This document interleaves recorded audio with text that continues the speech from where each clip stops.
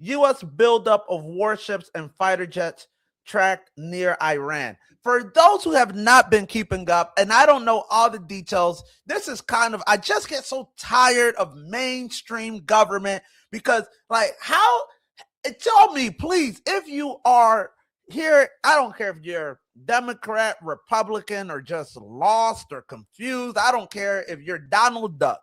Tell me how Iran has negatively impacted or positively impacted your life.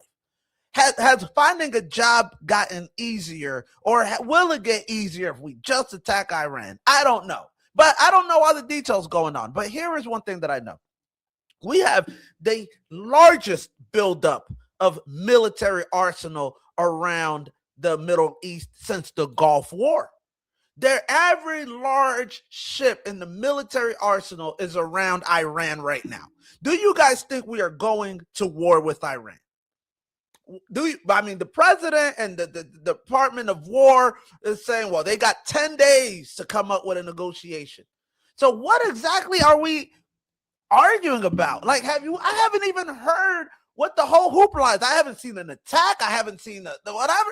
I just read these articles, and it's crazy if you just go to Google or YouTube and look up Iran war, they'll show how many ships are around the Hormuz Strait, are around the Red Sea, all of it. And you're like, Jesus, that's where my tax dollars are going to? So what is the whole hoopla? I'm going to share something that Professor John Mearsheimer, who is kind of recognized as a leading figure. Give me 1 second. Let's see here. He's on YouTube, and he was doing a little interview. It'll give you an idea of what it is that this whole hoopla is about. This. I don't know what he's thinking. I think that he's really boxed himself in here. The problem is it's virtually impossible for any president, including Donald Trump, to ignore what Israel wants. And Israel wants zero enrichment capability.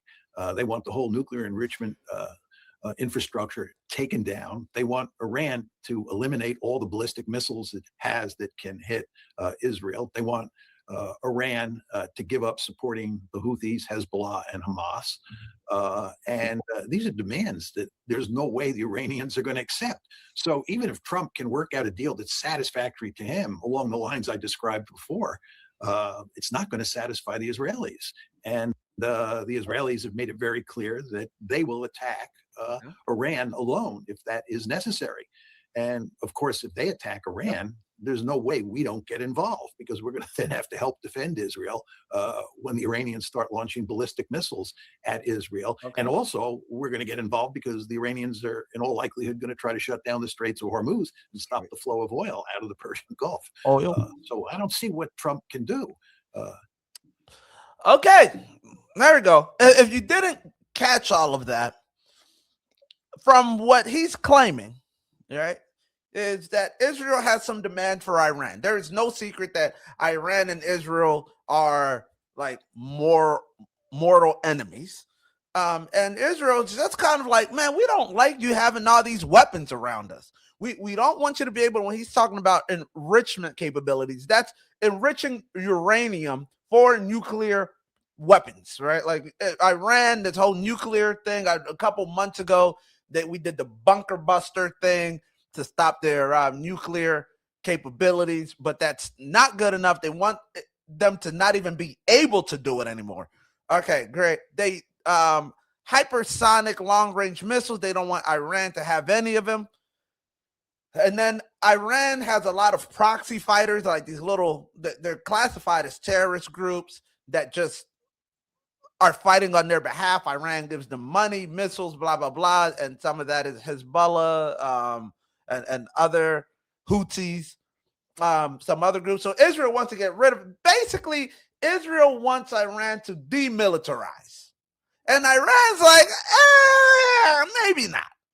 Would you do it? If you're Iran and now you're getting surrounded, tell me, guys, honestly, if somebody's surrounding you and they're saying you got to put all your guns down, you're a sovereign nation, would you do it? And right now, if they don't do it, they might get blown up. And the United States has so much firepower. Welcome to all the new listeners on the show, talking about the first topic of the day, U.S. warships and jets near Iran. I'm not going to harp too much about this. So how does this affect your life?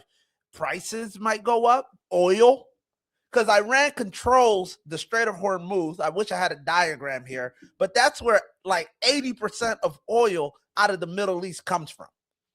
Now, we have been, if you are a millennial, we've been so comfortable with relative stability outside of 2008 financial breakdown. COVID was horrible. I didn't really get affected terribly too much on a personal level as far as getting sick, but a lot of people did. But as far as the economy, I mean, the COVID economy was bad, but I mean, it wasn't that crazy. So we've just always been kind of stable. But there have been times, oil embargo, all this other stuff that has happened. And ironically, you know, with all this bad stuff happening, all these wars, all this, I wish I was, maybe I'll show you guys on Monday.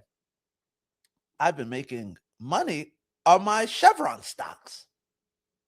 I hate it. I mean, I invest in this stuff just because of the market, but it comes down to oil. I told you guys, buy some oil stocks. I don't know that I yeah, it looks like we got the a little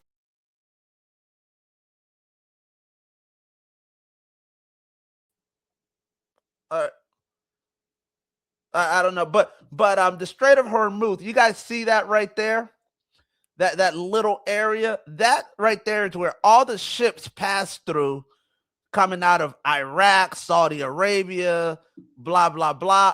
This here is where all the oil comes through. And you see Iran is right there. They have been placing mines right around there. So if a ship is coming, allegedly, I don't know that that's true, but some people have been saying, if a ship is coming through there, kaboom, and then all that, oil, all that. So now ships don't even want to go in and out. So all of this is around oil. It's around weapons. And I mean, come on. Why can't we all just be friends, people?